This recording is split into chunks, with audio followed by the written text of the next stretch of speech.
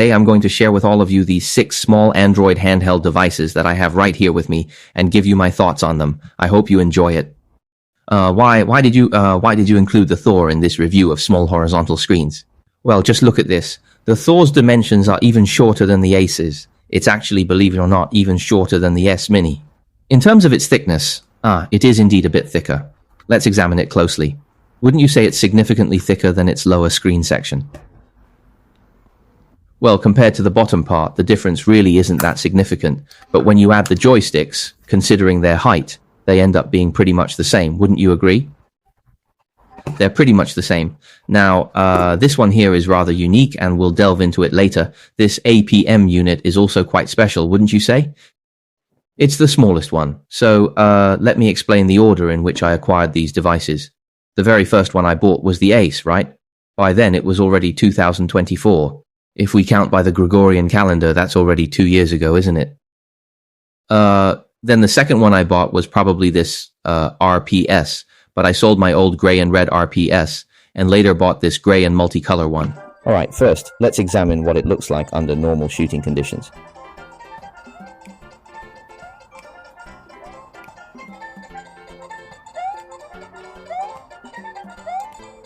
It seems the S Mini is slightly better than the L Mini. Now let's take a look at the Ace, shall we?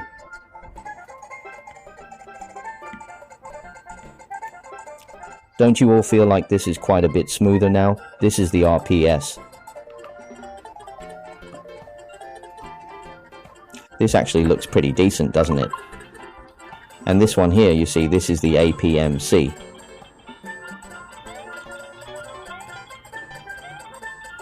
Let's watch it again.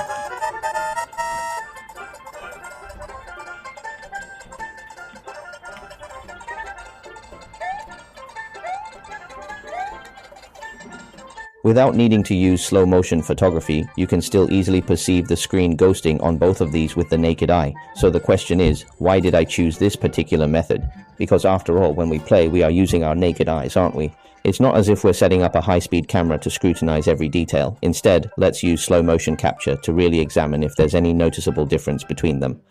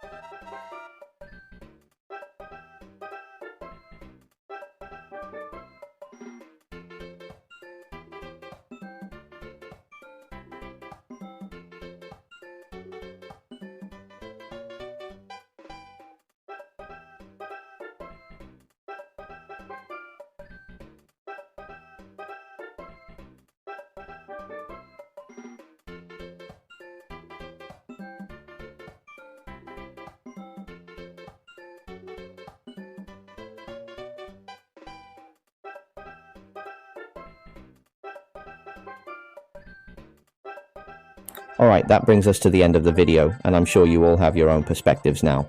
My personal view is that without a doubt the screens on both the S Mini and the L Mini simply don't measure up to the other three, and they're certainly not on par with this RPS panel, and there's absolutely no point in even attempting to compare them with an OLED screen. Among all the screens, the best performer is of course our Ace. Finally, about the screen ghosting issue, I think under normal viewing with the naked eye, the S Mini is still a bit better than the L Mini. This might be thanks to its processor. Also, I'm in the south, and the temperature today is almost 20 degrees Celsius. Colder temperatures can make screen ghosting worse, so northern users might want to consider this more, but for those in the south, if you're not particularly bothered, I don't think it's a huge issue. This specific device definitely won't pose a significant problem. However, for a 2000 yuan handheld console to use this screen, I still have some objections. Alright then. I also used to have an APM and an APM-C. Both were the retro-inspired version, but I sold those too. Recently, on a whim, I bought this one back. But the order I just mentioned is the order I first got these devices in.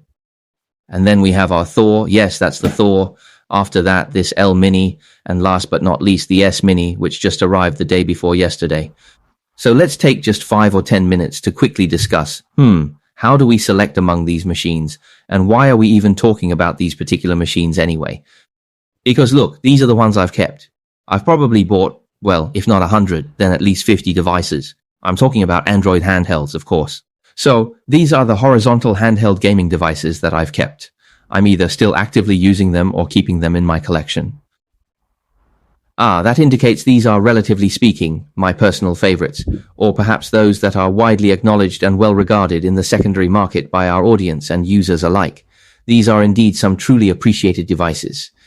And the Ace, well, there's not much left to say about it, is there? A true pocket rocket. First off, its compact size is quite enjoyable for gaming, the screen display is exceptionally good, and the overall design aesthetic is also remarkably well done. This sloped design is probably unique to this device among handhelds. That includes these dark red transparent buttons. It just has that distinct feel, doesn't it? This device by Uncle Tail is likely the pinnacle of AYANEO's handheld aesthetics. One of the best.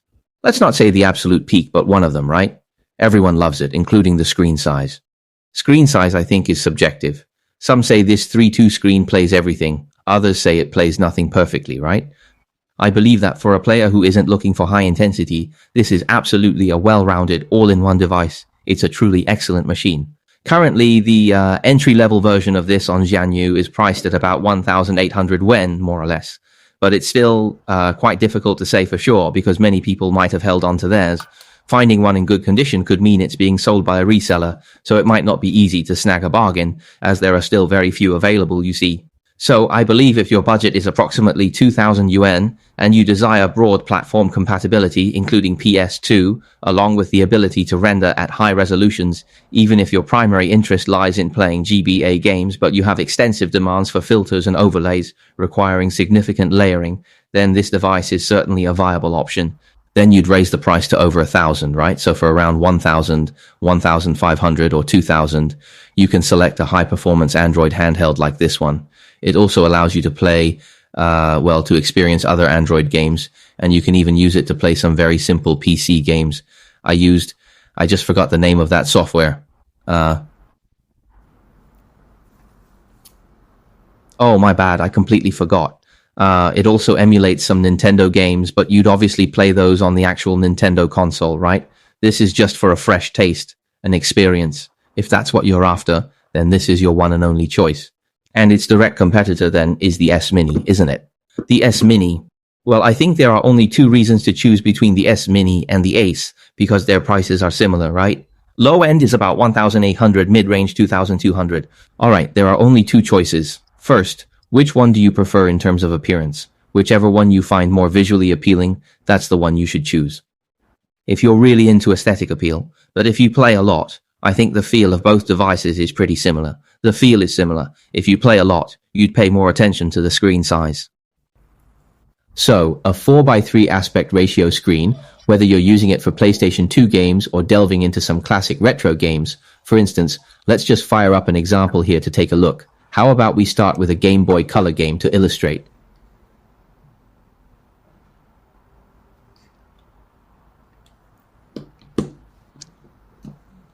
Its screen size is quite a bit larger than what you'd typically expect. Huh? Oh, my apologies. How did this end up opening a Game Boy Advance game? I must have clicked the wrong one. My mistake. Its screen size is significantly more comfortable than the Ace's. Since it features a 4:3 display, the bezels are noticeably narrower. So, if you prioritize enjoying a truly immersive experience, then this is definitely the one you should get. But, if you're considering 16:9 games, or say, Nintendo Switch games or PC games, then you'd lean more towards this one up here, with the 3:2 aspect ratio, right? So, like I said, there are only two reasons to choose between these two devices. The appearance and the screen size. Nothing else. The prices are about the same. Right, so these two models could be considered like a step down, more budget-friendly alternatives to those, wouldn't you say? These are entry level. So, if you're thinking, My budget isn't exactly flush, but I still want to game. Or perhaps you're buying these two to add to your collection, or even to actively battle with. You could even get all four to battle with, that's perfectly fine too. Now, regarding these two devices, and I also think you could even bring Joe's 476 into the discussion as well. However, that 476 model does come with a somewhat higher price tag. The 476 currently on the secondary market goes for about 800 yuan. Now, this one's base model is around 450 yuan, with the high end at approximately 550 yuan. As for this particular model, the RP2S base model you could probably find it for about 280 yuan, sometimes even as low as 260 or even 250 yuan, if you catch a really good deal. For high-end models, the color really dictates the price. Gray, red, and gray multicolor versions are pricier, nearing 350 yuan. With a good deal, you might get one for just over 300. And of course, I'm referring to their current market prices. So considering these two options, how exactly should one go about making a selection? I sold my 476H. The 476H has a bigger screen. All are 4x3, 4x3. This should be 3x2. Now, how would you go about making a choice for this one? Well, I believe their performance levels are pretty much on par, but with the RP2S, their performance is all quite close. You just need to consider what games you typically play. If you're mostly into retro games, or play them infrequently and enjoy handling the device, I think the RP2S has the best appearance. It's the most enjoyable to hold. It's also very comfortable and the lightest. Then, if you flash this Daijisho front end onto it, the appearance of this front end is truly beautiful. However, the creator of this front end isn't a very good person. We still need to criticize this kind of behavior, you know. But I believe that a work of art shouldn't really be excessively tied to or associated with the person behind its creation. Okay, so what exactly do I typically use this particular unit for, you ask? I just gaze at it, fiddle around with it a bit, and then I use it to play classic anime. Because it features, if my memory serves me correctly, hardware-accelerated video decoding. So, watching old anime on it is incredibly smooth and pleasant. That's essentially my main purpose for it. For 300 yuan, you can watch old anime, tinker with it, or even game. It's awesome. Mine is the high-end model. Why'd I get it? I was afraid of lag. 100 yuan more? Fine. Let's take a closer look at this particular unit. Now, my specific device exhibits a slight light bleeding issue. When it comes to playing various games, the display panel here is actually identical to the one found in the S Mini, so truthfully, you really shouldn't have to worry too much about that aspect. However, I can certainly power it on and give you a brief demonstration if you'd like to see it for yourself. Oh, you see, its response speed clearly can't compare to that Snapdragon-powered device. After all, there's a significant fourfold difference in their price tags, you know.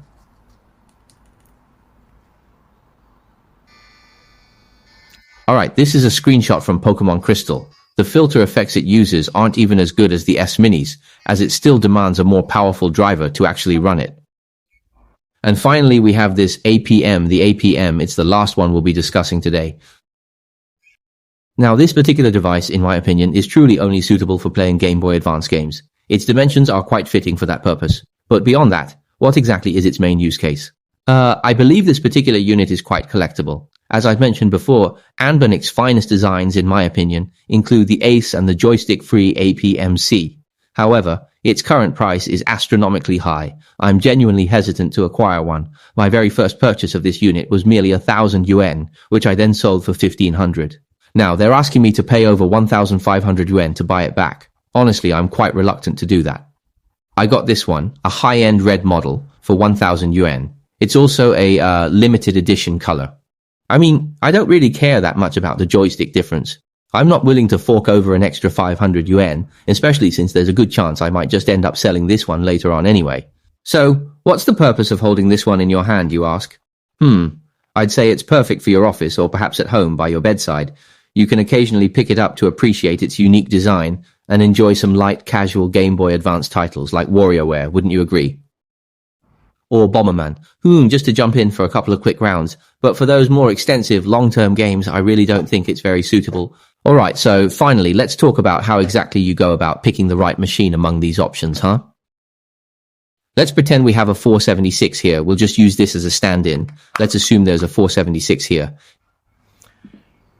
If your primary interest is gaming and your budget is less than 1,000 yuan, then seriously, at just 800, don't even think twice and immediately opt for the 476. Really, don't hesitate for a moment, just go for it. Its screen, the visual quality of its display, and its overall value for money are all exceptionally impressive. But if you buy new, it's about $1,100 to $1,200. Check the market if you can find one. But what if you're saying, hey, I don't have that much money, and your primary demand is still mostly gaming? Then you'll opt for this unit, the L. With the L, you can choose between the high-spec or low-spec version, right? It's 400 to 500 yuan, nearly half the 476's price. The low-spec is almost half off. But what if you say you don't play games all that much, and you'd rather just appreciate the device's aesthetics? If you have the funds, definitely go for the APM. However, if you're not looking to spend a fortune right now, the RP2S is a perfectly solid option. Plus, the RP2S screen size is more than adequate for enjoying a variety of games. Alright, so that pretty much wraps up our introduction to these four incredible handheld gaming devices. Finally, I'd also like to discuss the Thor. Why exactly do I want to introduce the Thor to everyone? What if you said, I want absolutely everything possible? I also want it to be a clamshell, you know? I want it all, even a clamshell design. Well, I think the Thor is. Or, let's put it another way. What if it has everything, and they even throw in a clamshell as an extra bonus? Wouldn't you just love that? Hey, look at the bottom screen size. This bottom screen should be 8 to 7, I'm not entirely sure. The top screen is 16 to 9. We can use the top screen for Android games, PC games, and occasionally some emulation. It's totally fine, right? Playing PSP games and all that is perfectly fine. And on the bottom screen, we can play those retro games. That's totally okay, right? You can even play a game on the top screen and have a walkthrough on the bottom, and you get a clamshell design thrown in, right? If you say money is no object and you're willing to pay a bit more, but you don't want to buy a bunch of different devices, you want one that does it all, then just get this one. And that clamshell design really offers a distinct and different kind of feeling, doesn't it? For instance, let's take a moment to indulge in some nostalgia, shall we? This particular DQ game I've been enjoying lately, you can actually play it in this fashion, right? You can even play it like this. Isn't that just super comfortable? Hey, let's pick one up. If you don't want to spend too much, you could get a low-spec black model. The black one will give you better immersion for gaming, if that's what you're leaning towards. On the secondary market, you should be able to pick one up for around 18 or 1900, I'd say. As for the 865 version, I've seen very few of those, but if we get the mid-spec one for, say, 2500, it's also very nice. 2500, and you're all set, right? If I could only purchase one device out of all these different machines put together, if I was limited to acquiring just a single one, I would absolutely and unequivocally choose to purchase the Thor. And if you were to give me the funds allocated for the Thor, and then allow me the freedom to decide how to utilize them, I would unequivocally choose to acquire the Thor without hesitation. If I only had 2,500, I'd definitely choose to buy the Thor. If you gave me 3,000, I'd opt for the Thor and an RP2S. I wouldn't use it though. I wouldn't use it for playing games. To be honest with you, this particular unit has been gathering dust at my house for ages. If I were told to buy 3 machines for $2,000, how would I even decide? Or if I had to pick just 3 devices, how would I even begin to choose? I'd definitely go with the Thor, the Ace, and this unit right here, you know, for playing around, for enjoying, for playing games. Alright, so that wraps up our sharing for today.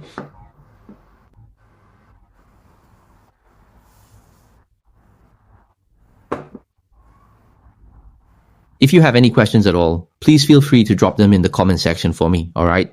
I don't really pay much attention to the live comments, so it's much more convenient for everyone else to see in the comments section, wouldn't you agree?